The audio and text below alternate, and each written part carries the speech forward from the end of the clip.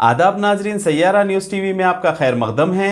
आइए देखते हैं कुछ अहम खबरें। किशनबाग चौरस्ते पर जहाँ पर ट्रैफिक कांस्टेबल को ठहराया जाता है ट्रैफिक कंट्रोल करने के लिए, वो ट्रैफिक कंट्रोल करने के बजाय अपने मोबाइल फ़ोन से वीडियो लेने की मसरूफ़ देखी जा सकती है, चाहे वो लेडी कांस्टेबल हो या कोई जेंट्स हो।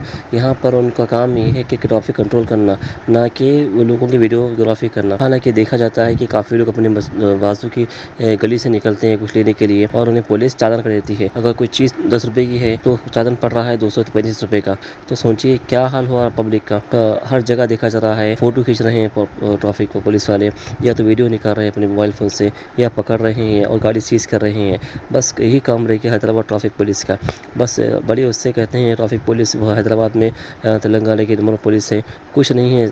बस पब्लिक को कंट्रोल करने के बजाय, ट्रैफिक कंट्रोल करने के बजाय, बस हमेशा जगह जगह ट्रैफिक जाम, जगह जगह ट्रैफिक जाम। बस यही देखा जा रहा है हैदराबाद में।